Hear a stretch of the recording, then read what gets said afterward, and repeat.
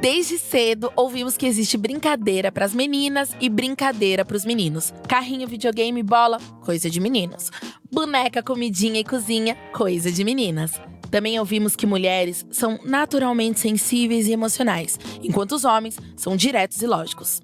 Mas a verdade é que os papéis de gênero foram construídos socialmente, atribuindo expectativas sobre como homens e mulheres devem se comportar e como eles devem trabalhar. Mas, e quando as aptidões e sonhos para uma vida profissional não cabem em caixinhas de profissões de homem ou profissões de mulher? Essa divisão precisa mesmo existir? Será que o preconceito e a masculinidade tóxica podem atrapalhar a carreira de uma pessoa? No Trampapo de hoje, vamos debater os estereótipos de gênero nas profissões. Fica esperto, aumenta o som que a gente tem o dom. Se não quer trabalho chato, se liga no Trampapo. A Xongani e o Ricardo vão te dar um papo reto. Evolua sua cabeça, aproveita e fica esperto. Olá, eu sou Ana Paula Xongani, sou criadora nas redes, empresária, apresentadora e mãe. Para quem precisa de acessibilidade e como o Trampapo pretende ser um podcast inclusivo, é possível conferir a transcrição dos programas em texto ou em libras no nosso site. Anota aí, www.trampapo.com.br. Eu e os convidados vão fazer nossa autodescrição para que vocês nos conheçam melhor e para quem tem deficiência visual também nos conheça melhor. Eu sou Ana Paula Xongani, eu sou uma mulher preta, de corpos volumosos, olhos escuros, cabelos bem curtos e crespos. Hoje eu tô sozinha aqui no estúdio, né? Ricardo me abandonou hoje. Eu visto uma bermuda de alfaiataria preta, tênis de zebra, um cropped verde, unhas bem coloridas, anéis, brincos bem curtinhos e quase nada de maquiagem. E você, Ricardo? Olá, pessoal. Sou o Ricardo Moraes, eu sou gerente de marketing da Cato. Vou acompanhar vocês aqui também nesse episódio. Hoje eu não estou lá no estúdio com a Xongani, porque eu me dei uns dias aqui para trabalhar distante. Eu estou na praia, estou em Paraty. Então hoje minha vestimenta está, né? Eu sou um homem branco, de olhos claros, cabelos pretos, a barba tá crescendo de novo, então tá parecendo mais branca, em breve do Papai Noel. Tô com uma camiseta preta, um shorts azul claro do Mickey e uma sandália preta. Bom, termino minha descrição. E um boné aqui. com A. É verdade, eu tô com um boné verde Em do uma homenagem. Athletics. Sol não dá. Vou aproveitar e chamar a Sheina, nossa convidada de hoje. Vou pedir também para ela fazer a autodescrição e falar rapidinho sobre ela. Oi, Sheina, tudo bem? Bem-vinda. Obrigada, Ricardo. Prazer estar aqui com vocês. Então, meu nome é Sheina, sou filha de egípcio, casada com francês e mãe da Sophie, formada em engenharia civil, executiva aí no mercado já há mais de 20 anos, tocando empresa, mentora investidora de startups e conselheira de alguns negócios. Minha descrição: mulher branca, alta, 1,77 m, para o padrão brasileiro bastante alto, quase no peso, 2 quilinhos acima, com um vestido cinza e branco, sem manga, com cabelo para tingir. Então estou com a minha raiz branca, mas cabelos pretos, lisos, ondulados, com fone, participando de casa, segura aqui, Covid. Aqui a gente vai falar muito sobre gênero, e gênero é um agrupamento social. Então, quando a gente fala gênero feminino, a gente tá falando sobre mulheres. Quando a gente fala gênero masculino, a gente tá falando sobre homens, mas de uma forma que a gente inclua diversas pessoas, como, por exemplo, mulheres e homens trans dentro deste agrupamento. Então, quando a gente fala sobre gênero feminino, a gente tá falando sobre você, mulher, mas considerando mulheres trans e cis. E quando a gente fala sobre gênero masculino, a gente tá considerando você, homem, mas considerando homens trans e cis. Então, fique ligado. Pra gente dar início a essa conversa, a gente precisa responder a principal grande questão.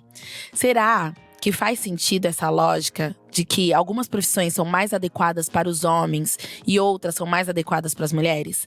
Esse debate é importante porque algumas crenças da sociedade acabam reforçando a narrativa que limitam os caminhos das pessoas. Esse é o mais perigoso. E, consequentemente, quando a gente coloca essas barreiras nesses caminhos disponíveis que uma pessoa tem, a gente acaba promovendo a desigualdade. Então, como é muito forte essa noção de que alguns gêneros servem para trabalhar nisso e outros gêneros servem para trabalhar naquilo, a gente acaba tendo como resultado um mercado de trabalho e de consumo de serviço que fecha para as pessoas que não atendem às expectativas de gênero visto como ideal e adequado para aquela função. É quando o mercado se fecha para uma pessoa por causa do seu gênero, né? Não tem desculpa. é preconceito, isso é sexismo. Ponto, não tem discussão. Bom, claro que a gente sempre vai ter, né, algumas pessoas que questionam capacidade física, biológica, emocional, para justificar algum preconceito, né? Sempre pega aquela muleta para tentar reforçar um preconceito. Mas você vai ter sempre aquele cara que diz que mulher no volante é perigo constante. Vai ter gente também que questiona a sexualidade do homem se ele for dançarino clássico, por exemplo, né? Porque afinal, o homem não usa roupa coladinha e nem pode ser delicado. Absurdo, né? E também tem aqueles que dizem que os hormônios da mulher, em especial durante a TPM, é um problema, porque vai deixar que as emoções tomem conta, né? Enfim, por aí vai, né? Ricardo, acho que legal. Acho legal você estar citando que são muletas, né? Eu trabalho, esses meus mais de 20 anos de profissão, sempre foram em mercados tradicionalmente masculinos, né? Sou engenheira de formação, trabalhei no mercado financeiro, hoje em dia no mercado de gás. E sim, para mim, todos eles são muletas. Nesse mercado de gás já tive o prazer de encontrar entregadoras mulheres que carregam botijões e que escolheram essa profissão. E botijão é pesado, não sei se vocês já pegaram na mão, mas ele cheio são mais de 30 quilos, subindo, descendo escada, tendo que instalar e tudo mais, e isso é uma opção. Tem mais homens do que tem mulheres, e eu acho que, historicamente, quando a gente olha as profissões, de fato, isso acontece, né? Até pouco tempo, eu que sou engenheira, tem faculdade de engenharia no Brasil que só abriu para mulher, só permitiu que mulheres estudassem nela nos anos 80. Quando eu fui olhar um pouco da história, assim, conta bancária no Brasil só foi permitida para mulheres nos anos 60. Então, acho que a gente tem alguns fatores históricos, sim, não existe profissão de homem, profissão de mulher, mas os números, a estatística não ajuda a gente a hora que a gente olha, né? Tem algumas profissões que têm mais mulheres e algumas profissões que têm mais homens, e acho que o que você falou, que é o mais bonito, pode ser que esteja assim, mas não quer dizer que é assim e que essa é a regra, né? Você pode ser o que você quiser, e acho que é isso que a gente gosta de falar, é isso que eu sempre falo em qualquer posição que eu tô ocupando. E foi bom você falar sobre essa escolha dessas mulheres carregando o botijão, porque essa é uma pergunta constante. Geneticamente, homens e mulheres são adequados para alguma profissão? Ou isso aqui é uma falácia? Será que na anatomia ou nos hormônios existe tanta diferença entre mulheres e homens a ponto de tornar alguém incapaz ou de adaptar uma profissão ou de executar uma profissão? Será que é impossível uma profissão conviver com a TPM? Como se os homens também não tivessem uma oscilação, por exemplo, de emoções? Isso não existe? Previsíveis. Dá pra culpar? Hoje tem, né? Dá pra culpar a biologia, gente? Dá pra culpar a biologia pra fazer essa distinção de gênero? Olha, Xangoni, na minha opinião, assim, negar que a gente tem diferenças biológicas seria uma falácia. Obviamente, a gente tem diferenças biológicas, né? Eu falei da minha altura, eu jogo basquete num grupo, inclusive, super legal, que são as Magic Minas. E, obviamente, a gente sabe que no basquete e em vários outros esportes, a performance de uma mulher é diferente da performance de um homem. Mas o que você colocou e que eu acho que é muito bem colocado, as diferenças biológicas não deveriam e não impactam, ao meu ver, no potencial e na capacidade das pessoas desenvolverem as suas funções. E acho que é isso que é o importante para as empresas entenderem, que se você é homem ou se você é mulher, se você quiser que uma jogadora de basquete performe como um homem jogando basquete, isso não vai ser possível, porque biologicamente eu não consigo enterrar. Mas eu consigo fazer tudo que uma mulher consegue e no potencial que ela consegue. Isso não impacta uma performance de um jogo. Os pontos saem, tanto né? Faz. Sim. Então, acho que é importante a gente entender para quê que você precisa dessa diferença biológica. Ela faz diferença na capacidade de executar a função para a qual você está recrutando? E eu acho que a resposta na maior parte das profissões é não faz diferença. Já que a gente já entrou aqui num consenso que essa questão genética é uma falácia para determinar as profissões de homens e mulheres, é bom a gente tentar entender o que motiva, então, até hoje, essa cultura que empurra a expectativa goela abaixo das pessoas, até sobre as profissões que elas vão desenvolver. E é muito louco, porque as profissões, muitas vezes, a gente desenvolve pela vida inteira, né? Então, quando a gente vê barreiras que vão limitar o que a gente quer e de alguma coisa que a gente vai fazer uma vida inteira, é muito complicado. Temos que lembrar que o papel do homem e da mulher na sociedade já começa a ser ditado desde cedo. Quando a gente diz, por exemplo, que essa é uma brincadeira de menina ou essa aqui é uma brincadeira de menino. Esporte, coisas de menino. Casinha, comidinha, coisas de menino. Jogar videogame, pilotar caminhões, carrinhos, navios, aviões, coisas de meninos. Cuidar de bonecas, coisas de meninas. Inclusive, vale uma atenção aqui que as brincadeiras de menino são muitas vezes mais diversas, né? E que geram profissões, né, lá na frente muito bem mais remuneradas. E a infância é um momento crucial. Tem aquela coisa que a gente sempre fala que até os 7 anos a gente forma as pessoas. A gente transforma essas pessoas em seres sociais. É lá que elas vão ver o que vale mais, o que vale menos, quais são os papéis que elas podem desenvolver. E é por isso que precisamos educar as crianças sem limitar as possibilidades delas no futuro. Não podemos mais permitir que as crianças continuem crescendo com restrições sobre o que podemos ser profissionalmente, só porque elas têm um determinado gênero. É por aí o caminho, Ana. Se na infância o único imaginário que nós construímos para as meninas é que elas precisam saber todas as tarefas de casa e educar os filhos, que no caso são as bonecas, como é que nós vamos convencer elas na frente? Também convencer os meninos que elas são competentes o suficiente para, sei lá, cirurgião, líder de tecnologia, jogadora de futebol, né? Pilotos de avião e qualquer coisa que quiserem. É difícil. Bem menos que ontem, mas ainda é uma enorme realidade, né? É que a gente ensina as meninas a serem donas de casa e os meninos a serem os chefões. É isso. E eu acho que isso também se deve muito além do machismo contra as mulheres, a masculinidade tóxica, que é um conjunto de ideais nocivos, né, em torno da masculinidade. Essa que é a real. Então, como que os homens devem ser fortes, independentes e racionais. Né? Isso que a gente acaba reforçando demais. Acho bem interessante. Eu, como mãe de menina e também como filha, acho que posso contar um pouquinho da minha experiência. Eu acho que como mãe de menina, é uma dificuldade, e até hoje, comprar alguns brinquedos sem cor, neutros, né? Eu quero comprar alguma coisa, eu quero comprar cozinha para o menino, só tem cozinha rosa.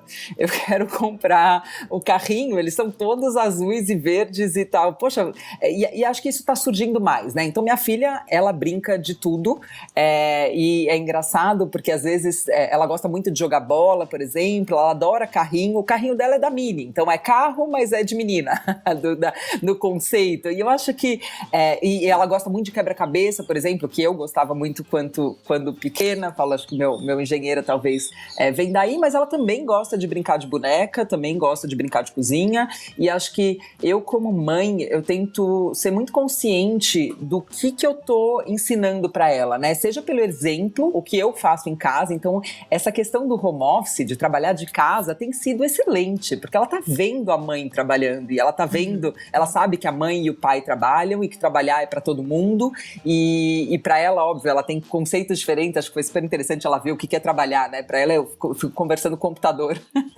o dia inteiro. E aí ela tem o computador dela também, e ela fica, eu tô trabalhando. Pra quê? Pra ganhar dinheiro. Pra quê? Pra comprar coisas. O que você vai comprar? Sorvete. Enfim, então esse empoderamento, assim, eu sei que a gente trabalha, e eu falo pra ela, não só que eu trabalho pra ganhar dinheiro, mas eu trabalho porque eu sou feliz trabalhando, eu gosto, me faz uma pessoa melhor, me faz me desenvolver, me satisfaz.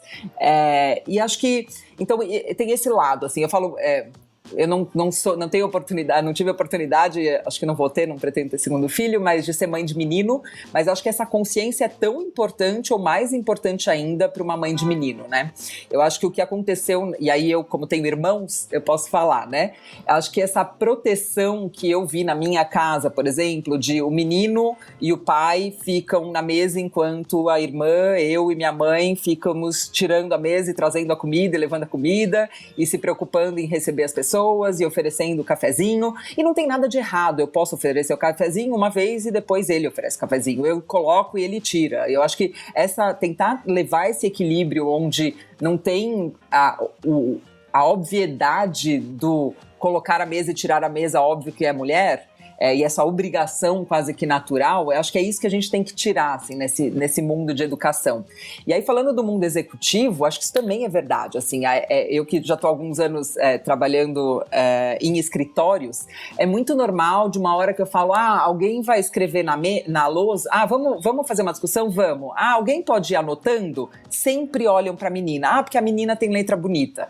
E aí fica aquela situação, eu geralmente aproveito e convido, e falo, Ricardo, você pode anotar lá para mim, por favor?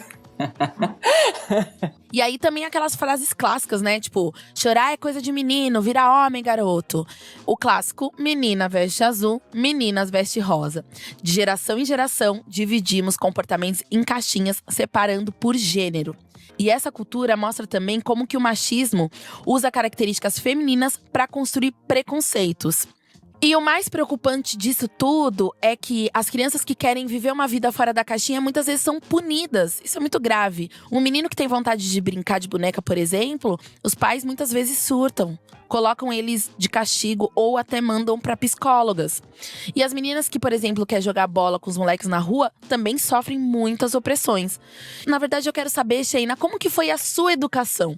Você que hoje lidera um cargo de tecnologia, como que foi essa educação? Teve limitações ou você teve uma infância diferente? Quando que as barreiras foram quebradas na sua história? No ambiente que eu fui criada, era um ambiente machista. Eu fui criada num ambiente onde o homem, meu pai e meu irmão, tinham as características do homem, faziam o que era de homem, então meu irmão aprendeu a dirigir antes das meninas, apesar de eu ter tirado minha carteira de motorista bastante cedo, eu sempre tive interesse pelas coisas de menino, então eu sempre gostei de brincar de Lego, brincar de quebra-cabeça, mas também gostava de brincar de boneca, enfim, eu gostava um pouco de tudo, e quando eu falei que eu queria fazer engenharia, eu fui muito bem recebida, então eu digo, apesar de eu ter sido criada num ambiente machista, por desconhecimento, acho que por ignorância mesmo, porque esse tema não era tão falado, meus pais sempre me permitiram e me incentivaram a fazer coisas diferentes. Então eu tive oportunidades na vida, né? Eu tive a oportunidade de morar fora. Quando eu falei eu queria morar fora, isso foi autorizado. E eu até falo pra minha mãe, mãe, como você teve… Hoje que eu sou mãe, como você teve coragem de me deixar morar fora com 15 anos de idade? Maravilhosa. Palmas pra sua mãe. Não tinha e-mail, não tinha internet. Eu morei fora em 95. Não tinha WhatsApp. Imagina, não tinha telefone. Eu fui ter telefone depois de 5 anos que eu voltei pro Brasil. Então, assim, eu sei que isso para os jovens talvez pareça um outro mundo, né? E acho que para quem nasceu nos anos 90 e nos 2000, talvez eu tô parecendo super velha. Mas a gente é contemporânea a vocês. A gente é contemporânea a vocês, jovens. Acreditem.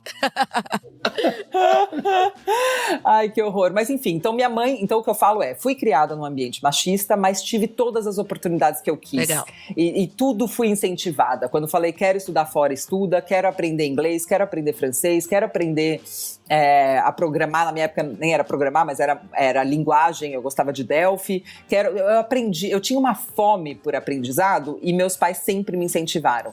E eu acho que a diferença da época dos meus pais e dessa época é que a acessibilidade do conhecimento hoje em dia está muito maior do que na minha época, né? Eu acho que eu tive alguns privilégios de ter acesso a conteúdos que hoje estão disponíveis para pessoas com e sem privilégios. Acho que não. Essa é uma era de mais igualdade, que permite mais igualdade, né? É isso, transformar a vida de uma criança é transformar o futuro, né? Mesmo com algumas limitações, toda a possibilidade a gente agarra e consegue fazer essa mudança. Que bom que você teve essas oportunidades. Que mais famílias deem oportunidades para os meninos e para as meninas serem o que eles quiserem. Pegando um pouco esse item, tem uma coisa que meus pais falavam, né? Meus pais são retirantes nordestinos, né? Minha mãe tá com 73 hoje. Mas são, assim, tive até cabeça bem aberta para a época, né? Eu sou o 6º filho, né? Então, o último, a raspa do tacho. Então eu tive já uma criação bem diferente dos meus irmãos, mas são 4 irmãs no meio, né? Então eu acabei sempre tendo uma criação um pouco mais feminina. Mas minha mãe sempre diz o seguinte, falou, poxa, todo mundo lê para aprender a dirigir, lê para fazer um bolo, lê para fazer uma série de coisas, mas as pessoas não leem para ensinar os filhos, né? Para ensinar a educar. Com leitura você pode melhorar a educação. E na época você pegava uma bíblia, uma Barça, enfim, né? Uma enciclopédia para poder entender como se criar ou fazer alguma coisa. Quando a gente fala, né, sobre essa história do machismo que a gente reproduz, né, dessa questão na infância, né, criar esses esses clusters, né? Esse grupinho, menino para cá, menina para lá.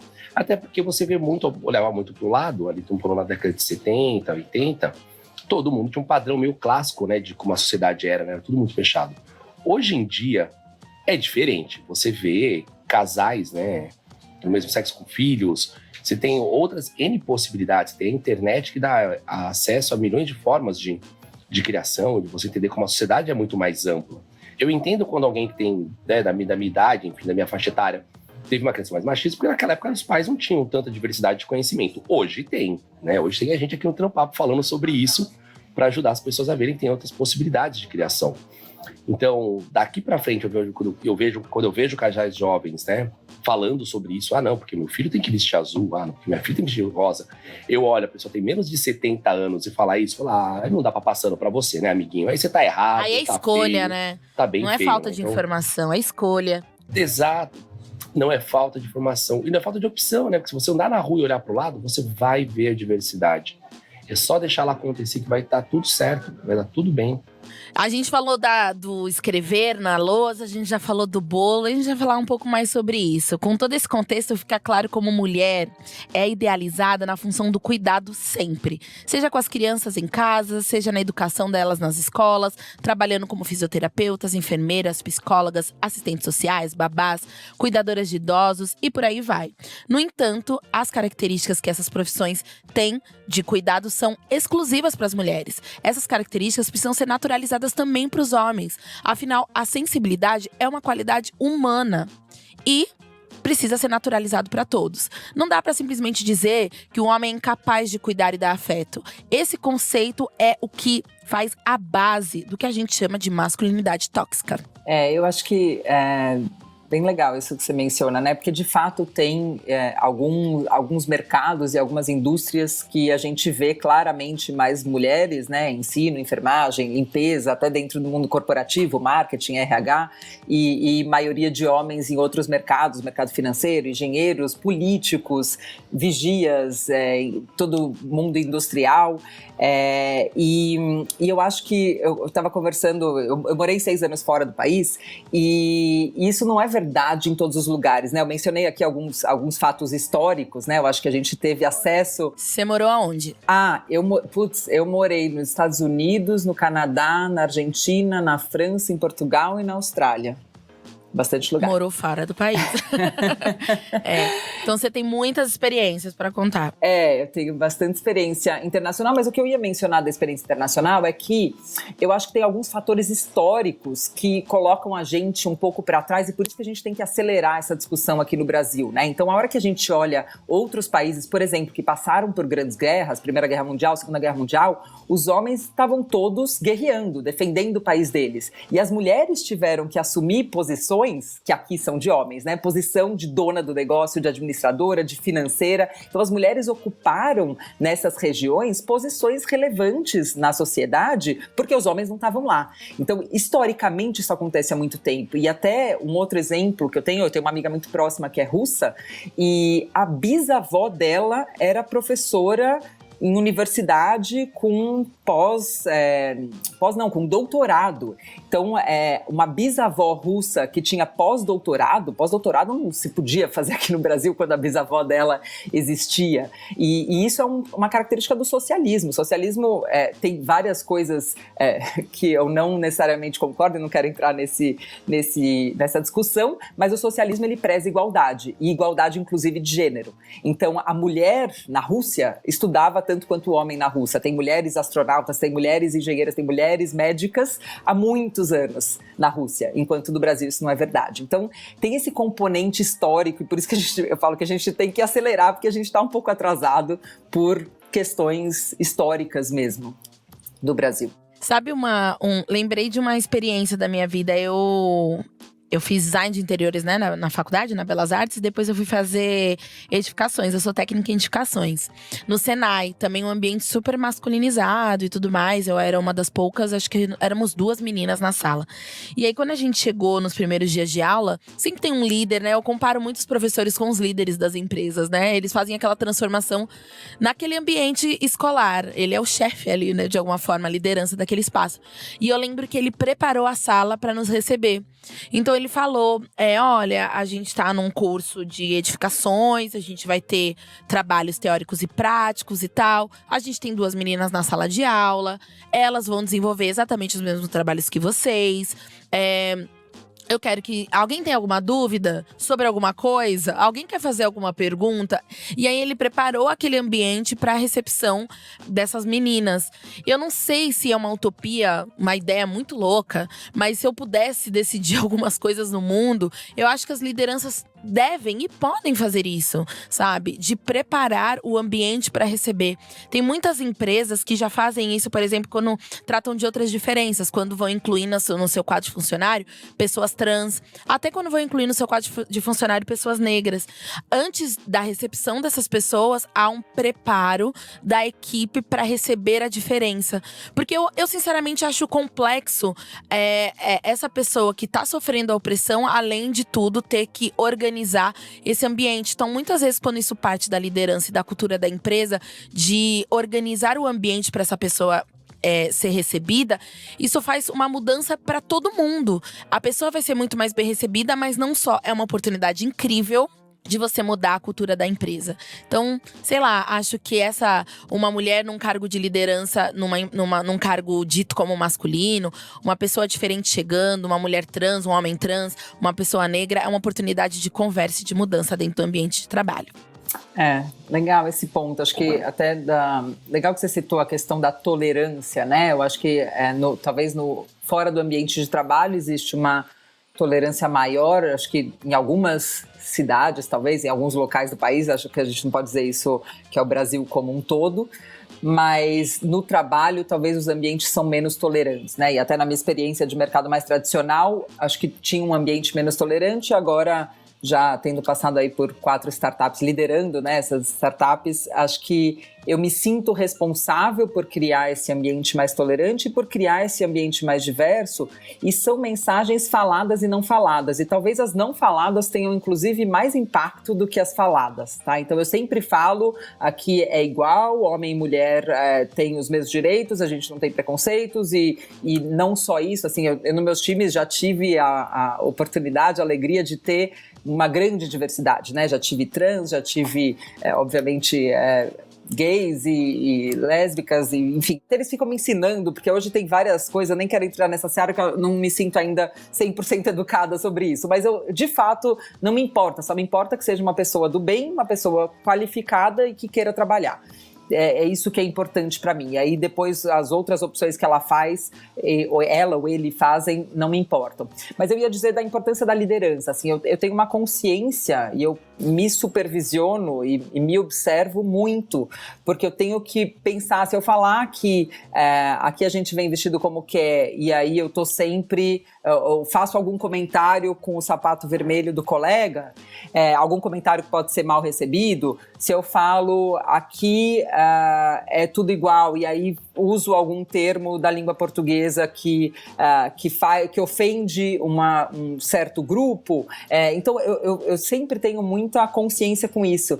Então, já falamos aqui, né, como a diversidade é importante para acrescentar novas ideias e habilidades para uma equipe. Isso a gente já falou bastante. Bom, existem mulheres com maior perfil de liderança do que homens, assim também como existem homens com bem mais sensibilidades que mulheres. O gênero jamais vai determinar quem é bom em fazer o que faz. E o mais triste e mais perigoso é que muitas pessoas ainda desistem dos seus sonhos, de trabalharem com o que querem, de trabalharem com o que têm aptidão, para não serem julgados no ambiente de trabalho, para não transformar esse ambiente num ambiente inóspito.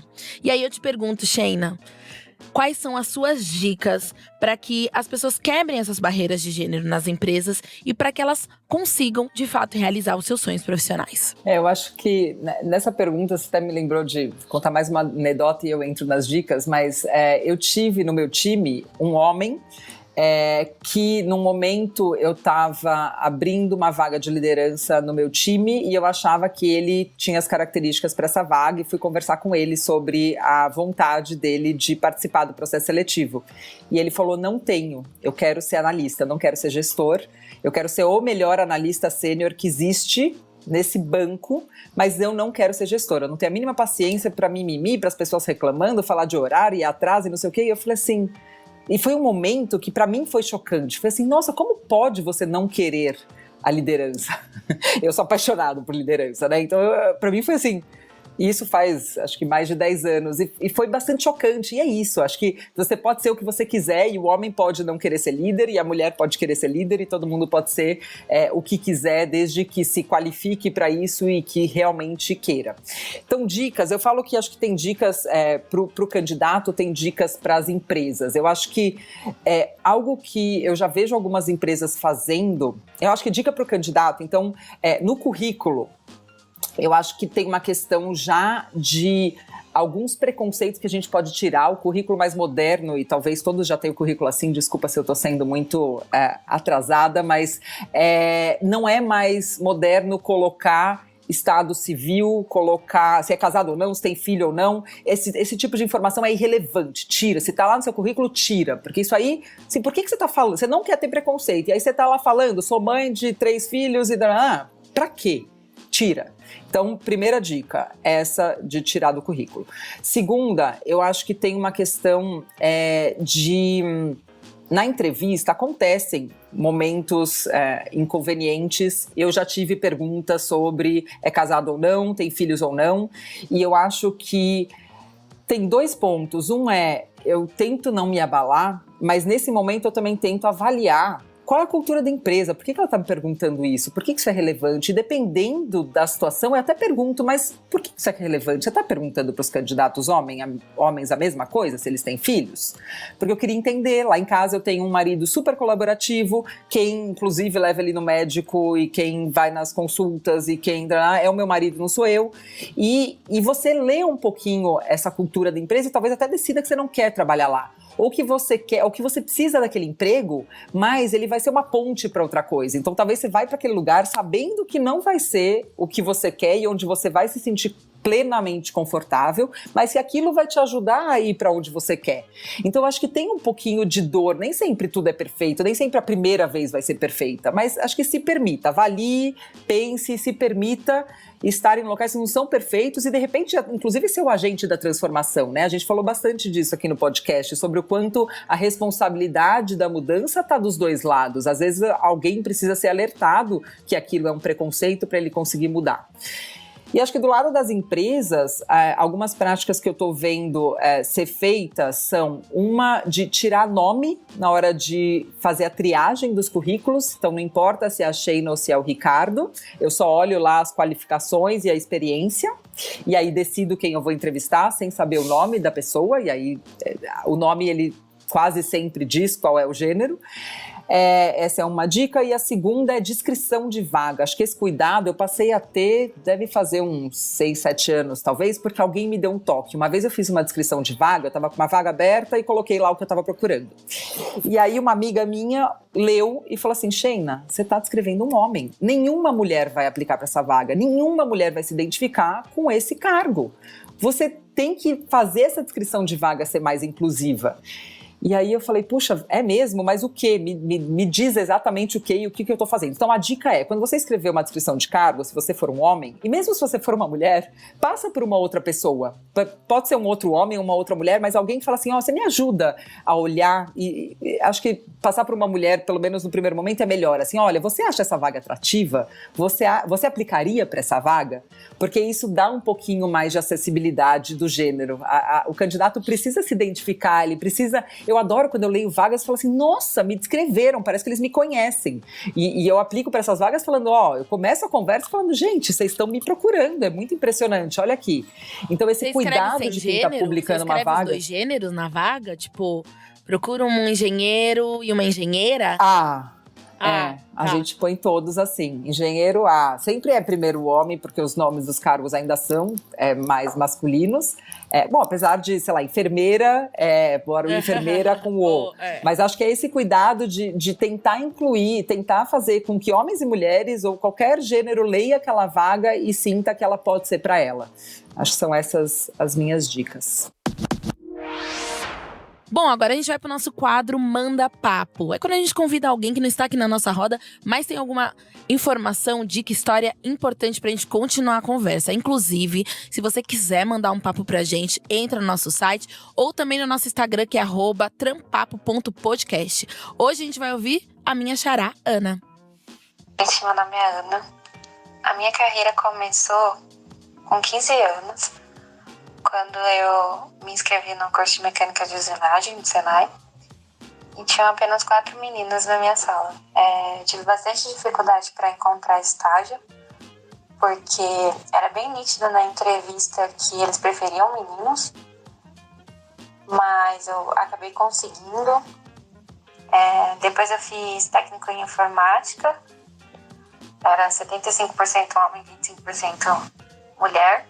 Eu tinha algumas condutas que faziam mais piadinhas, assim, como se a gente não entendesse muito bem disso, porque esse universo de jogos e afins é bem visto como masculino.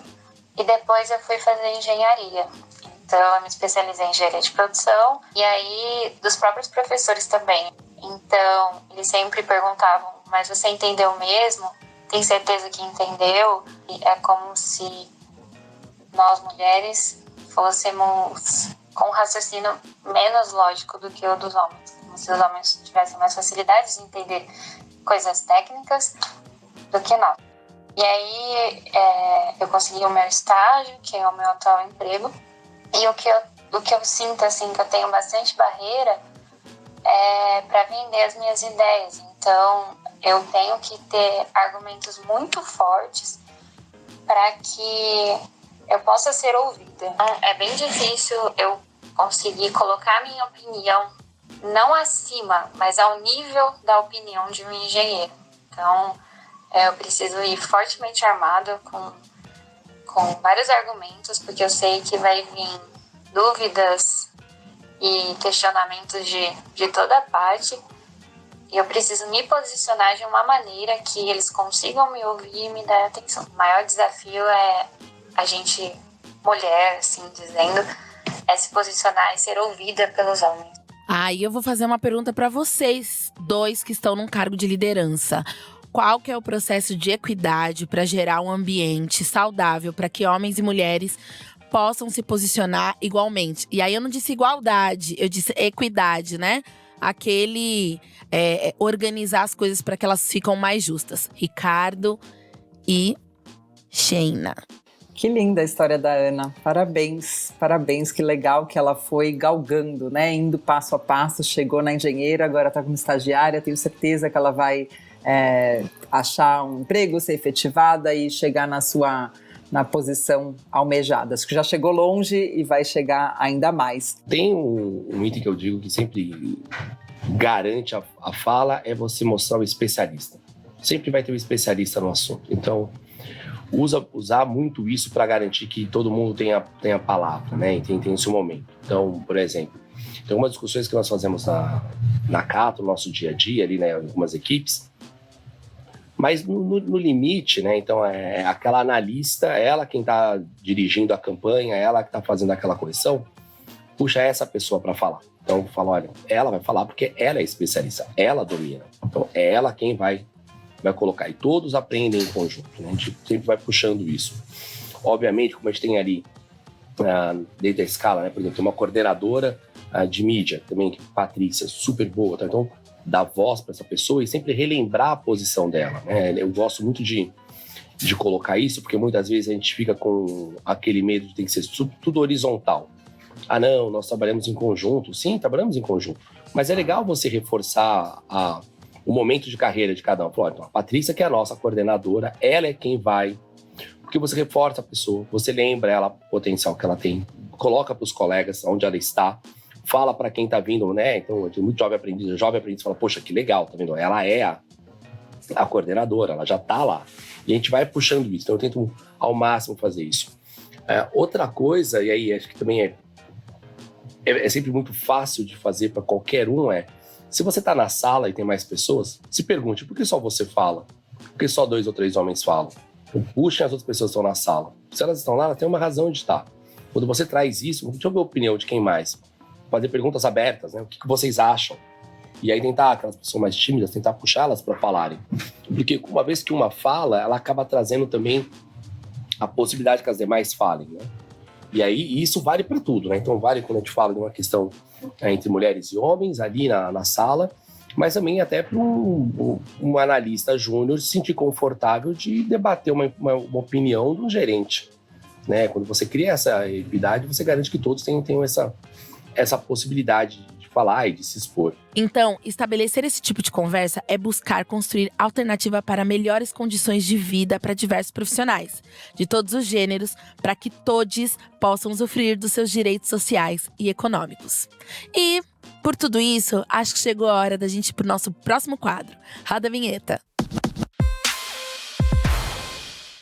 Então, para terminar, vamos pro nosso último quadro, Dica Extracurricular. Nesse quadro, a gente vai dar uma dica, ou de livro, ou de filme, ou de uma palestra disponível na internet, para você continuar essa conversa aí, onde você estiver ouvindo.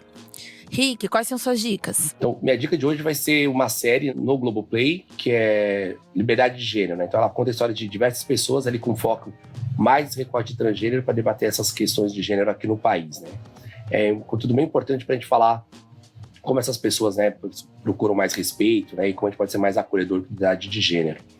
E o outro, né, até aqui pensando bem aqui na nossa convidada, é um filme chamado Mercado de Capitais.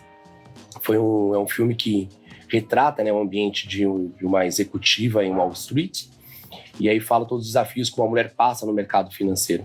O que é legal porque esse filme ele tem uma história muito grande por trás. Primeiro ele foi subsidiado, né, somente por mulheres que trabalham em Wall Street.